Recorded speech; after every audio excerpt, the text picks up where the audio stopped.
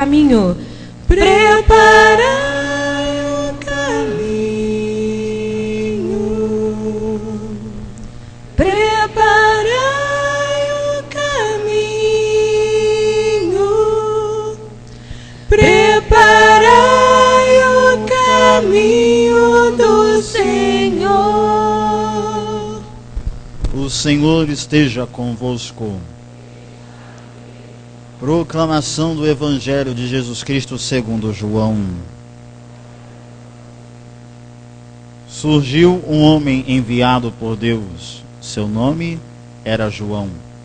Ele veio como testemunha para dar testemunho da luz, para que todos chegassem à fé por meio dele. Ele não era a luz, mas veio para dar testemunho da luz. Este foi o testemunho de João, quando os judeus enviaram de Jerusalém sacerdotes e levitas para perguntar: quem és tu? João confessou e não negou. Confessou: eu não sou o Messias. Eles perguntaram: quem és então? És tu Elias? João respondeu: não sou. Eles perguntaram: és o profeta? Ele respondeu: não. Perguntaram então: quem és afinal? Temos de levar uma resposta àqueles que nos enviaram. Que dizes de ti mesmo? João declarou: eu sou a voz que grita no deserto: aplainai o caminho do Senhor, conforme disse o profeta Isaías.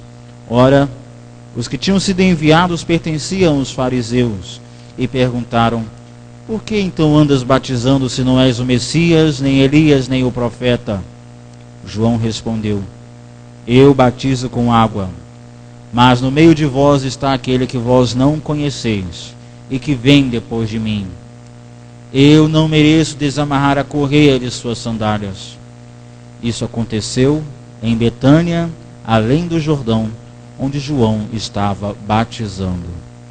Palavra da salvação. Que as palavras do Santo Evangelho perdoem os nossos pecados.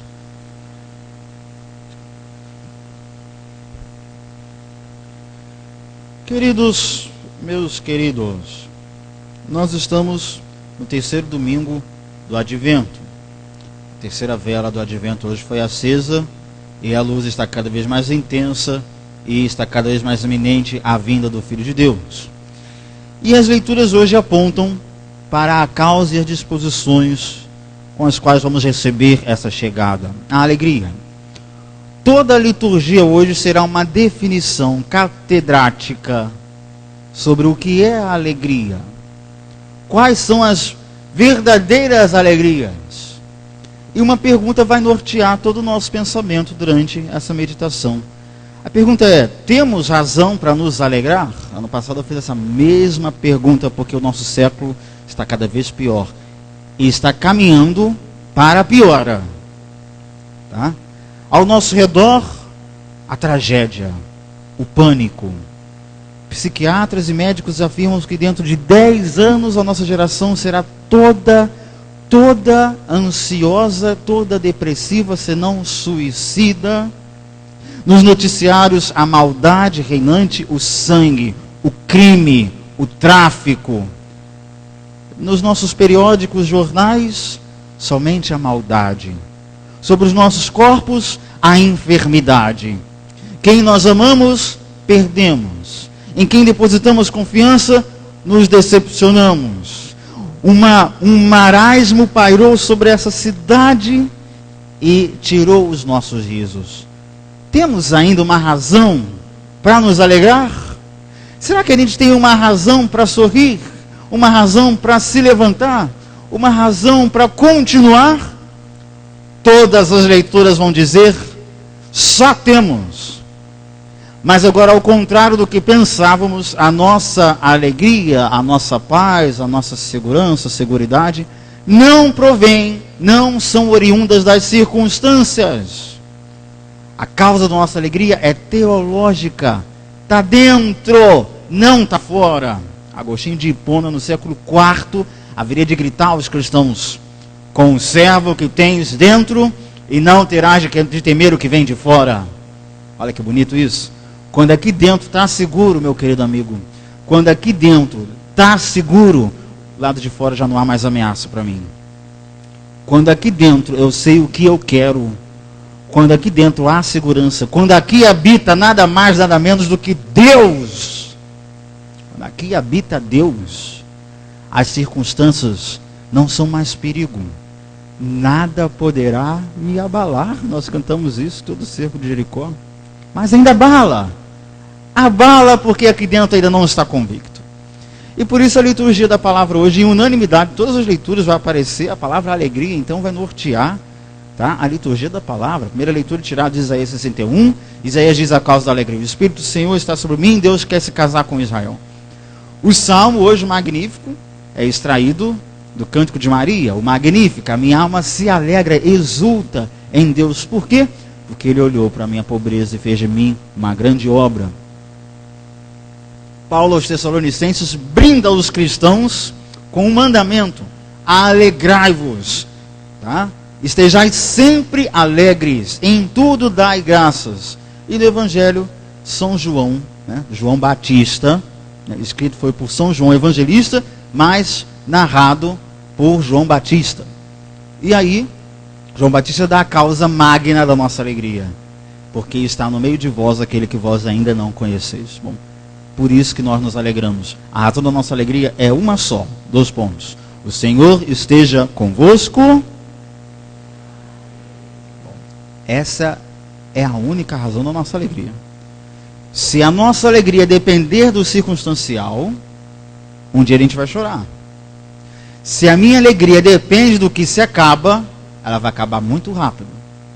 Se a minha paz depende de coisas ou de pessoas, se a minha paz depende do que pode ser pegado, tangido, então eu vou ter muitas razões para me deprimir.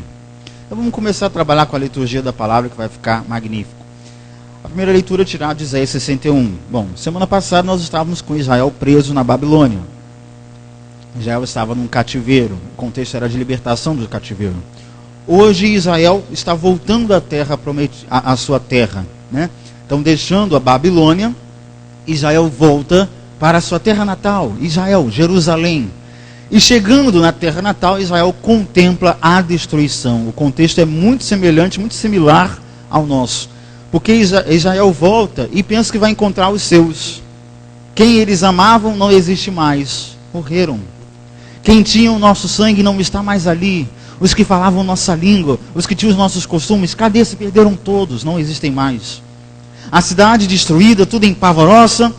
E o templo, que era a referência do israelita, bom, a referência de um povo que tem fé era o templo, era a igreja, não se podia falar em igreja, se falava em templo, nós estamos na antiga aliança.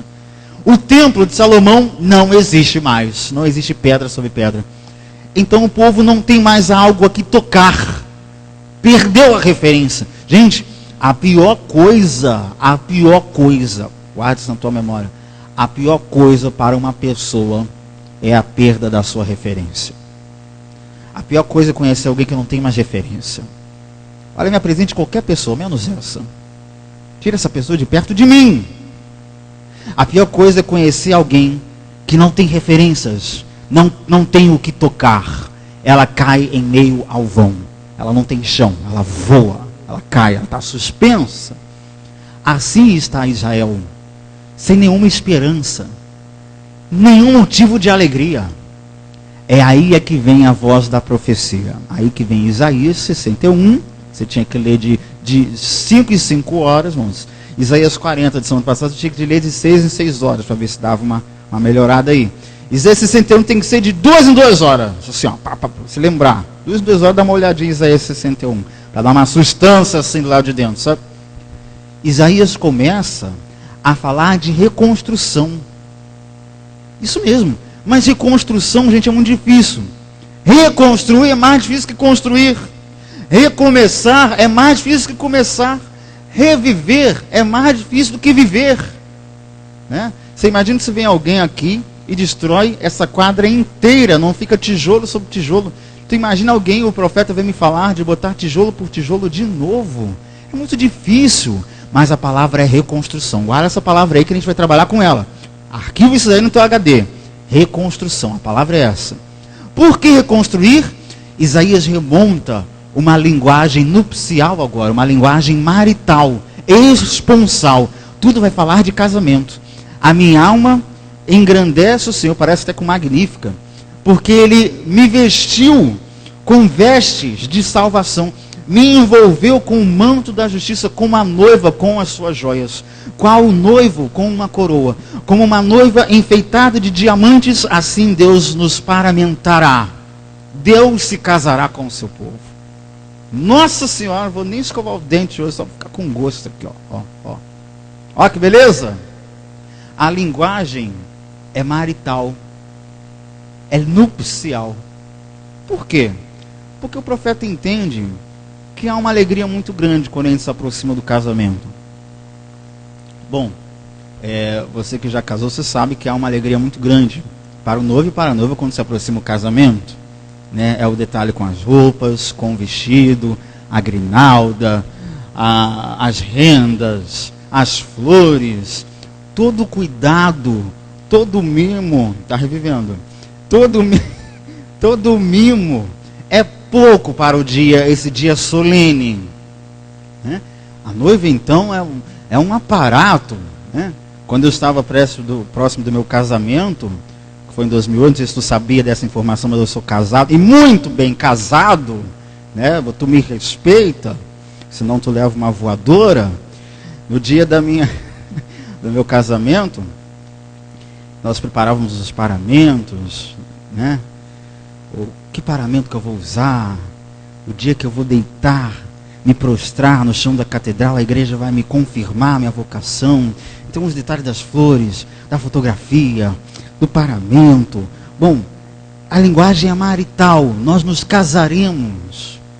Isso traz aqui dentro, gente, um ânimo, uma ânima, um ânimos tão grande que sustenta a gente até os dias de hoje. Quando a pessoa é bem casada, essa alegria acompanha ela para o resto da vida. Quando ela é bem casada. Quando não é, aí são os 500. Mas eu vou ficar por aqui, não vou abrir esse parênteses, não. A alegria, a alegria acompanha-nos. Quando a gente é bem casado, como é que a gente conhece um bom padre? Como um padre bem casado? Quando ele está alegre pela sua vocação. Né? Aliás, quando uma pessoa está feliz, ela não perturba ninguém. Tá? Uma pessoa que está perturbando muito o juízo dos outros, está infeliz. Gente feliz não perturba a Pacová. Tá? Gente feliz não perturba os outros. Está perturbando os outros, não é feliz. Então as leituras começam a apontar para a causa da alegria cristã. Paulo, na segunda leitura, escreve aos Tessalonicenses. E a razão é teológica também. A razão é mandamento, é uma ordem. Paulo começa dizendo: estejam sempre alegres, em tudo dai graças. Uma ordem, um mandamento, querido. Nós não dialogamos uma vírgula do nosso mandamento. Paulo está ordenando, tu não está entendendo, que tu não entendeu. É uma ordem, é mandato, é mandamento. Não cumprir é pecado. Todo mundo confessa tudo para mim, seus piores podres, suas piores mazelas. Mas poucas vezes eu ouvi uma bela confissão de alguém me dizer: padre, eu não sou feliz. Esse é o pecado mortal da nossa humanidade. Deus nos fez para o gozo, nos fez para a alegria, nos fez para o júbilo. Não corresponder isso é a tragédia, é um atentado à imagem e semelhança. Mas o que é isso? Paulo diz: em tudo dai graças, em tudo, gente. Paulo não está falando dai graças de vez em quando, ou agradeçam às vezes. É em tudo. Se eu estava vindo para mim, se tropecei ali naquele negócio, aquele monte de bastão que botaram aí, que isso é um problema para a minha vida, estou quase arrancando isso com o dente. Em tudo dai graças. Obrigado, obrigado. É difícil agradecer em tudo, né? Por exemplo, nesse sol escaldante de Magé. É difícil agradecer, eu reconheço, eu confesso isso, tá? Um sol para cada um nessa cidade, né? Parece que estou igual um frango assado quando eu coloco os meus paramentos. Mas em tudo dá graças, em tudo agradecei. Em tudo agradecei. Não é fácil agradecer quando as coisas escapam o nosso controle. Mas esse é o mandamento. em tudo agradecei. Só que, nesse momento de época, as circunstâncias não estão a favor de São Paulo não, tá? É preciso lembrar que essas cartas da alegria de São Paulo são todas no momento trágico. A carta, como não se lembrar da carta aos Filipenses? A carta aos Filipenses é a carta da alegria. Se você um dia estiver assim, mal, estiver numa deprê mesmo, precisar de um antiociolítico, necessitar de uma pílula, uma cápsula, você precisa ler a carta aos Filipenses. Esse é o remédio dos remédios. É a carta da alegria. Paulo escreve um tratado sobre a alegria. Só que preciso lembrar, você não sabe onde ele está não, né? Eu vou te falar. Paulo está na cadeia, está preso, e sabe que ele vai morrer. Aí eu pergunto para você, quem, sabendo que faltam poucas horas de vida, escreve um tratado sobre a alegria?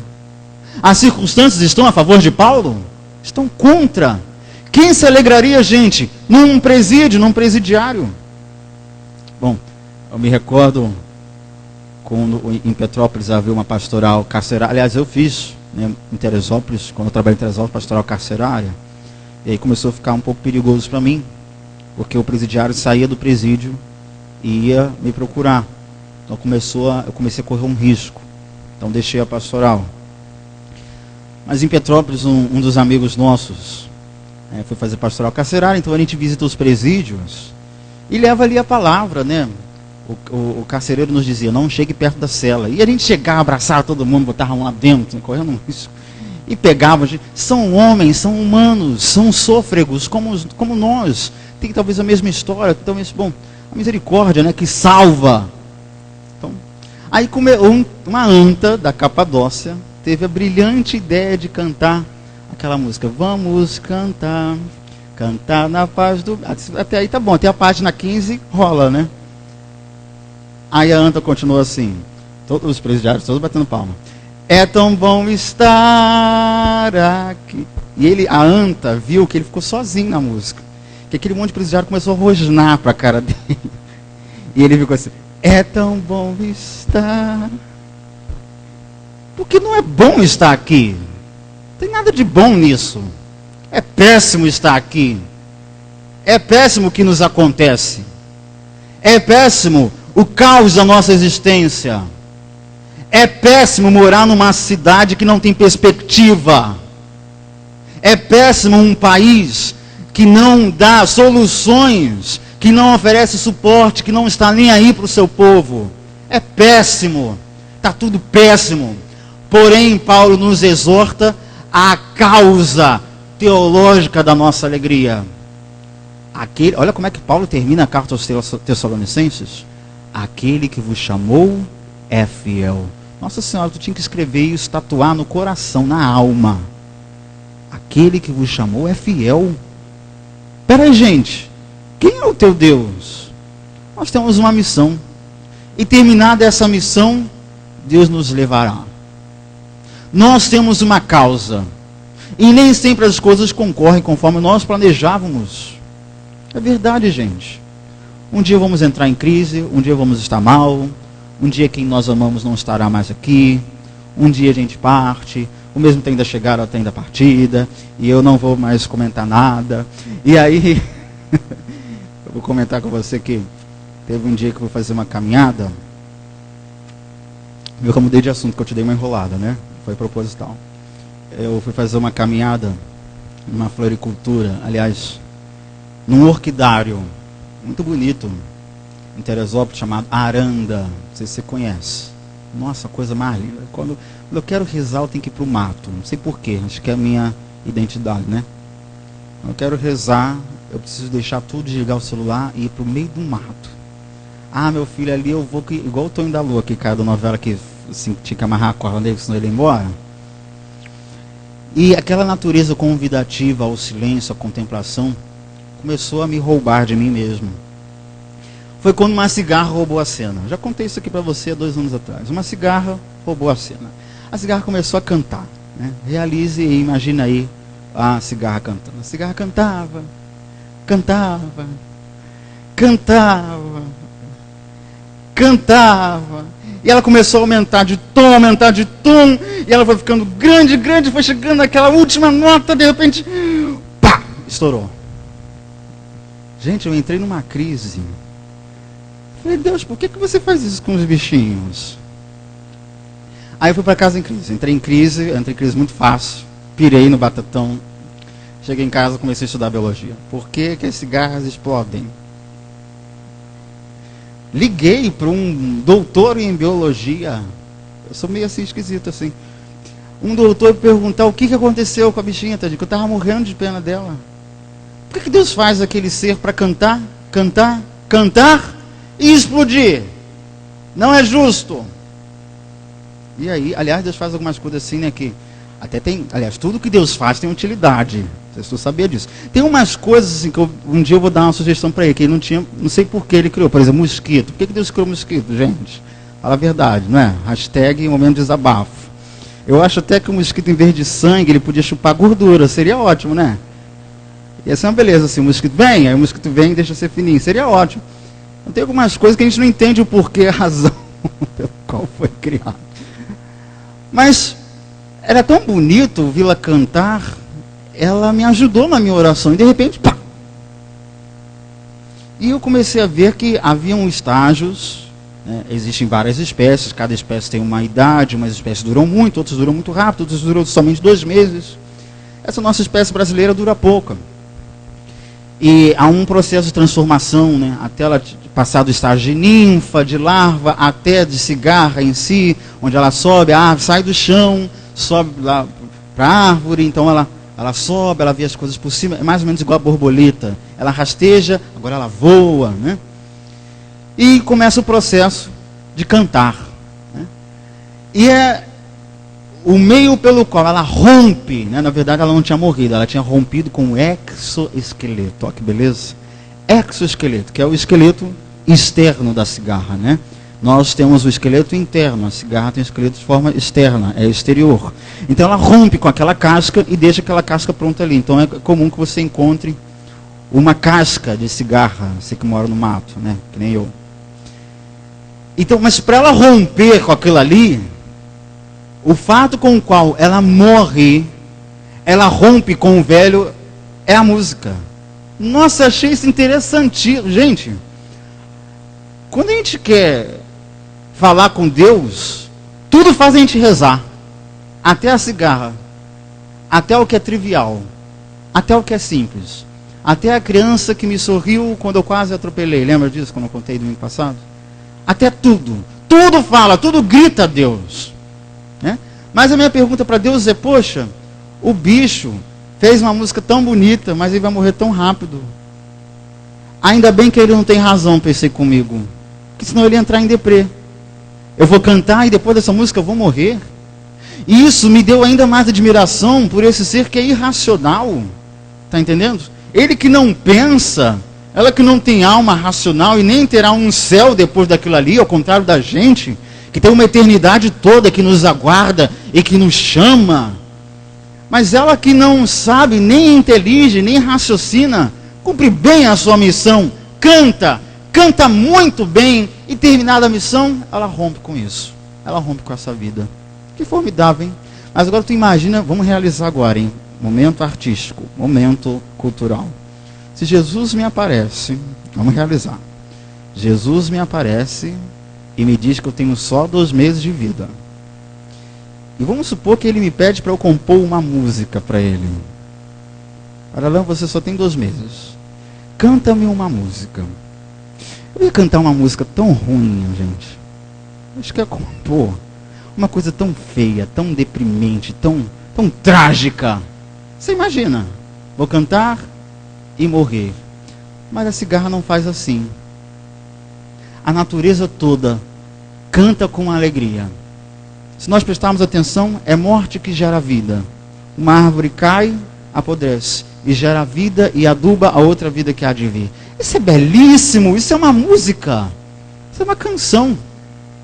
Paulo nos convida a contemplar essas causas. Deus é fiel, Deus está no meio de vós. E aí chegamos à razão do Evangelho. O Evangelho hoje está com assim, chave de ouro. No Evangelho, João Batista nos presenteia afirmando 4 vezes o que ele não é. Não sei se você prestou atenção. Você é isso, ele diz. Não, eu não sou. Então você é o profeta? Não, eu não sou. Então você é Elias? Não. Então você é o Messias? Também não sou. Por 4 vezes, João Batista afirma o que ele não é, para depois afirmar o que ele é. Isso vai ter uma consequência teológica, óbvio, o evangelho é só teologia, mas terá também uma nuance psicológica que eu gostaria de explorar com você aqui hoje nessa missa. A razão teológica é a seguinte: agora nós chegamos à definição de quem é João Batista pela via apofática. O que é a via apofática? Bom, a teologia tem várias vias. Tem a via catafática, a apofática. Bom, eu vou só me deter nessa, senão vai ficar difícil. A via apofática é o seguinte: como eu não posso ver a Deus, e eu não posso definir categoricamente quem Ele é, porque eu ainda não vi, então é muito difícil dizer o que Deus é. Mais fácil chegar a Deus afirmando que Ele não é, que inclusive eu tenho mais propriedade. Por exemplo, a teologia apofática é o seguinte: como eu vou falar Deus é grande, Deus é pequeno? Eu não vejo. Mas categoricamente eu posso falar Deus não é pequeno. Com toda a propriedade eu posso falar isso, por intuição. Posso não ser nem estudado, eu posso falar. Posso falar inclusive categoricamente Deus não é falho. Deus não é. Então, por definições negativas, chegam a uma afirmação, portanto, positiva. Posso dizer também categoricamente, Deus não é pecado. Não posso afirmar isso categoricamente? Bom, isso é a via apofática, a via da negação. É a via mística, da teologia mística. Bom, São João segue o mesmo roteiro para a sua definição, a definição de si mesmo. Maravilhoso. Primeiro ele diz o que ele não é, para depois afirmar o que ele é. E essa é a via psicológica. Minha gente, nós só sabemos quem nós somos, só chegaremos à definição de quem é esse ser quando eu me desmitificar, quando eu tirar máscaras e afirmar o que eu não sou. Eu só vou chegar ao que o Padre Alain é quando eu entender o que o Padre Alain não é. Eu não sou isso. Eu não sou aquilo. Eu não sou aquilo outro. Se vocês prestarem atenção, a sociedade, a mídia, a televisão, a propaganda, o entretenimento, as nossas famílias, todos estão colocando uma máscara em nós. Máscara do que esperam de nós. Máscara de projeções chamadas com o nome de amor, que nunca foi amor. Minha gente, isso adoece. Sabe por que nós somos uma geração enfermiza, enferma? Sabe por que somos uma geração neurótica? Sabe por que nós somos uma geração viciada? Sabe por que nós somos uma geração paranoica, enferma, suicida, deprimida? Porque estamos constantemente preocupados em corresponder à expectativa que outros têm sobre nós, e não o que nós somos de verdade. Isso adoece. Adoece e é covardia. Eu vou te falar que eu já adoeci, e adoeci gravemente da razão, a ponto de tomar muito tarja preta. Por quê? Por que eu me enfermei? Sabe por quê? A razão é simples. Porque cada um colocou um rótulo sobre mim. E eu correspondi a esse rótulo. Adoeceu. E a libertação aconteceu quando eu fiz o caminho de João Batista. Eu não sou. Eu não sou.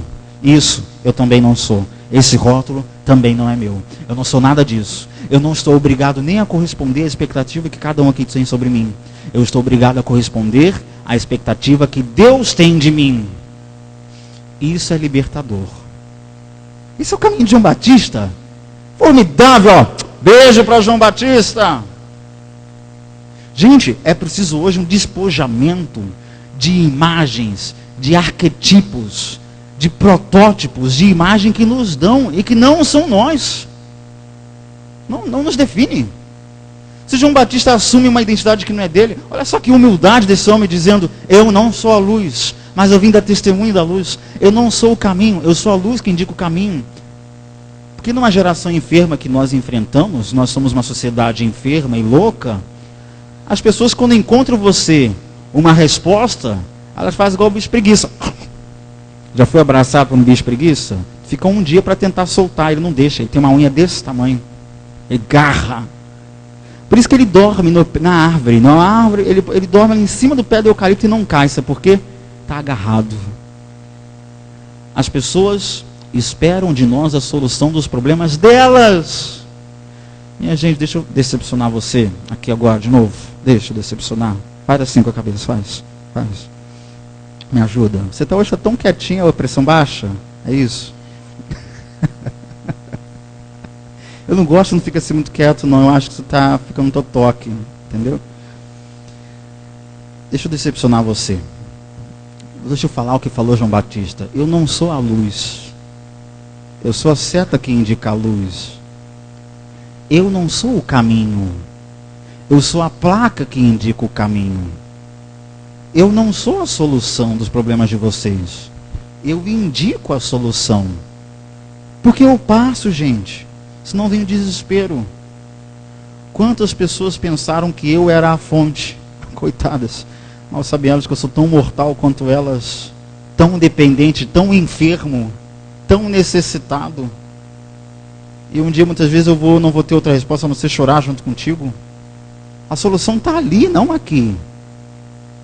E quantos nós pensamos também que salvamos, que convertemos, que somos a solução da nossa casa, que eu sou no meu trabalho ou insubstituível, que eu sou aqui, ali a solução, a causa, a razão, a inteligência, a ordenadora. Não, minha gente, nós não somos nada. Bastou Deus tirar o nosso sopro e voltamos ao pó. A verdade é essa. Alguém é o caminho, alguém é a verdade e a vida. E se eu sei que esse alguém está aqui, aí são os 500. Se ele está aqui, olha, se eu te falar o processo de conversão de Santo Inácio de Loyola, não sei se você já ouviu falar em Santo Inácio de Loyola, o pai dos jesuítas, um grande santo espanhol, que durante a batalha de Pamplona na Espanha tomou um tiro de canhão, atingiu uma das suas pernas, não sei, e ele ficou de cama por muitos longos dias. Como grande intelectual que ele era, lia muitos livros de cavalaria, livros de romances, um grande leitor. Acontece que agora esse soldado, esse militar do exército espanhol, um grande pagão, mais inteligente, a conversão pela inteligência, esse homem agora está com o pé para cima, enfermo, desvalido. Nós só prestamos nós só somos amados enquanto prestamos serviço. É ou não é verdade, minha gente? A gente só é procurado enquanto a gente pode dar alguma coisa, enquanto a gente presta por algum serviço. A gente só é procurado com todo carinho, enquanto a gente pode dar algo. Quando eu não posso dar algo, eu sou odiado com todas as minhas forças. Aqui na paróquia é assim, eu estendo a mão 1000 vezes. Estendo a mão. No dia que eu não puder, porque eu não pude estender a mão, eu sou odiado com todas as forças possíveis e imagináveis. Agora, Inácio de Loyola está inutilizado, com as pernas para cima, até que chega nas suas mãos o livro dos Santos Evangelhos. Esse cara começa a notar que o coração dele tem movimentos diferentes. Enquanto ele lia cavalarias, romances, livros de romances, de homens e mulheres, apaixonados até a loucura, sentia no seu coração a mesma angústia, o mesmo desespero, o mesmo paganismo. Mas enquanto ele lia as coisas sagradas, o seu coração se alegrava. E mais, chegou às mãos de Inácio de Loyola o livro da vida dos santos. Esse homem começou a ler de homens e mulheres que deixaram tudo por causa dele. Homens e mulheres que se alegraram, que entregaram a vida nos campos de concentração, que entregaram a vida, aliás, o campo de concentração nem existia, foi anacrônico agora, vai ser depois. Mas que homens e mulheres deram a vida nas arenas, deram a vida nos coliseus, e aquilo começou a alegrar de tal forma, o coração começou a crescer e tomar corpo, lembra da cigarra? E aquele homem notou que o seu coração, quando lia a vida dos santos, se alegrava. Quando lia romances de cavalaria, o coração se entristecia e se deprimia. Então, começou a notar a diferença. Sabe o que ele fez? O que a gente não consegue fazer. romper com aquilo que nos dá tristeza e abraçou o que nos enche de alegria. Inácio de Loyola terminou com a seguinte frase, célebre, mais famosa até hoje. Você certamente já repetiu, mas não sabia que era de Inácio de Loyola. Quando ele começou a ler a vida dos santos e terminou de ler a vida dos santos, fechou o livro e disse: se eles puderam, eu também posso. Essa frase é dele. Se eles podem, eu também posso. E haveria ele subir aos altares como o grande santo Inácio de Loyola, o pai dos jesuítas. Mas o processo de conversão aconteceu a partir de onde, minha gente? Da alegria. Eu vou te dizer que é deprimente uma igreja onde a maioria dos cristãos são tristes. É deprimente encontrar um padre triste. Aliás, tem assustado a nossa igreja o número de sacerdotes jovens que estão deixando o ministério. Começam a dar sinais como? Ficando tristes. Um sinal quando uma pessoa começa a ficar triste. Ela está sinalizando alguma coisa. Né? Depois deixou o ministério. É lamentável encontrar uma freira triste. É lamentável encontrar uma dona de casa, uma bem casada triste. É lamentável encontrar um cristão que acabou de sair da missa triste. Umas caras que eu vou te contar para tu, hein? Papa Francisco escreveu agora um documento. Aliás, a última foi a Igreja da Misericórdia, mas se você ler o penúltimo, que é a grande, né, carta à Igreja, encíclica, né, que é o Evangelho da Alegria, Evangelium Gaudium. Se eu fosse você, eu lia essa carta antes do Natal. Você vai ver que o teu Natal vai ser diferente. Bota lá no Google. Cara, você não tem nada para fazer depois dessa missa, a verdade é essa. Não me aborreça. Tu entra lá no Google hoje à noite, você vai colocar lá Evangelho da Alegria, Papa Francisco. O Papa Francisco está presenteando a igreja, relatando quais são as causas da nossa alegria. Ó, mel no espeto, maravilha. E Papa Francisco está tirando as máscaras de uma igreja que infelizmente se deixou respingar pela mentalidade de época. É por isso que nós somos uma igreja triste, cansada, cansativa, liturgias cada vez mais deprimentes, novenas cada vez mais neuróticas, pessoas cada vez mais enfermas, católicos que se unam para rezar, para falar dos outros, sacerdotes cansados, sem nenhum entusiasmo, uma igreja deprimida. O Papa Francisco está gritando com a igreja. Espera aí, nós nos encontramos com alguém ou nos encontramos? E o Papa diz mais, pode apertar o cinto para você não cair para trás.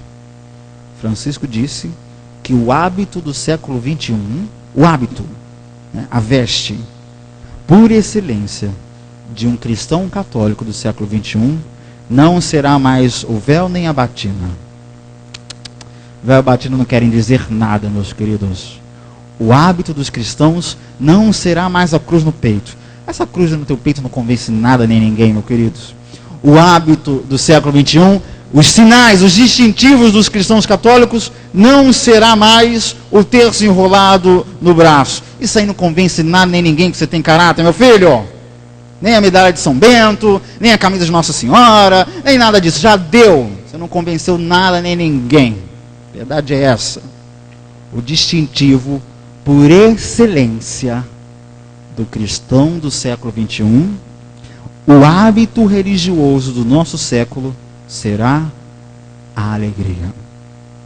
Nós saberemos quem é quem pelo riso. Nós saberemos quem se encontrou com Deus pela alegria da vida. E nós saberemos e testemunharemos que foi falso o cristianismo de alguém se essa pessoa é triste. É claro, nós temos motivos para chorar, né? A gente perdeu ontem um grande homem da paróquia, a gente chora mesmo. Tudo bem, nem todo dia é dia de rosas. É óbvio, o Padre Alain entende isso perfeitamente. Mas espera aí, nem toda a vida é uma sexta-feira santa, disse o Papa Francisco. Leia esse documento. Cara, tu tem que ler esse documento hoje, ele é rapidinho. Ele é fininho assim, tu vai no banheiro e você lê ele, é coisa rápida. Coisa rápida. Eu gosto de documentos assim. Pá, pá, pá, pá. Cara crachado, eu não gosto de gente que me fica enrolando. O Papa Francisco está convidando a igreja à alegria. Minha gente, meu povo, minha pova, Na nossa igreja tem tanta gente com cara de maracujá, de gaveta, uma cara enrugada de Dercy Gonçalves, católico Dercy Gonçalves. Vai para outro lugar, cara. Vai para lá. Fica aqui não. Sai para lá, Anu. Que é um lugar de gente alegre, gente feliz. Nossas liturgias não nos preenchem mais. Nossa oração, com milhões de formas repetidas, não são outra coisa senão a forma do nosso desespero, não da nossa esperança. Se nós nos encontramos com Ele, meus queridos, o que fica é a alegria. Se você se esqueceu de tudo que eu falei nesses 3 anos enquanto eu estive aqui, não tem problema. Se você se esqueceu até do que eu falei nessa homilia, não tem problema. Fica com o meu riso. Fica com o riso.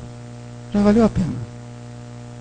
Nós saberemos quem é quem pela alegria. Então, nesse terceiro domingo, queridos, do Advento, peçamos a Deus a alegria do coração.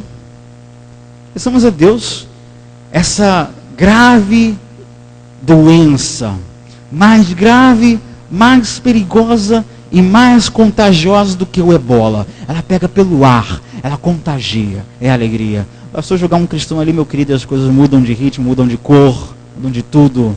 E é isso que nós pedimos a Deus hoje nessa missa. Viu? Tu trate de levantar essa cara. Alegria. E eu termino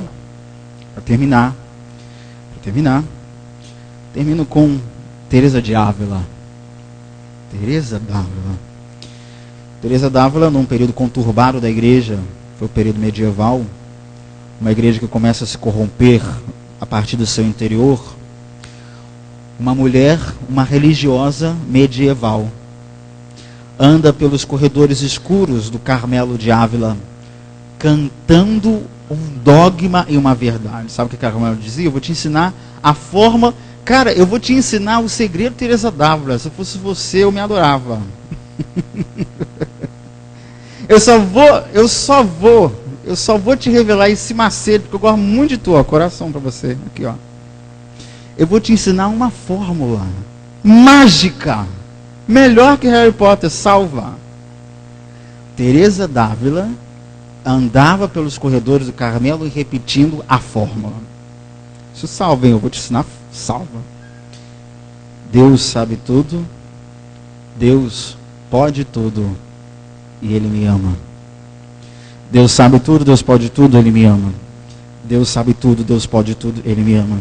Deus sabe tudo, Deus pode tudo, Ele me ama. Se eu tenho certeza que aquele que sabe tudo e aquele que pode todas as coisas, e ainda por cima me ama, a nossa alma relaxa. O céu começa aqui e agora. Deus sabe tudo, Deus pode tudo e Ele nos ama. Alegrai-vos no Senhor. Eu repito, alegrai-vos. Cadê a gengiva? Então, de pé, professamos a nossa fé. Creio em Deus Pai, Todo-Poderoso, Criador do céu e da terra.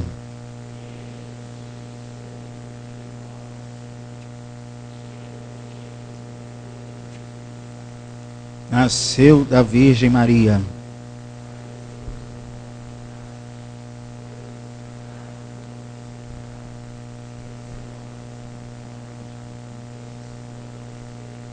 Subiu aos céus, donde há de vir a julgar os vivos e os mortos.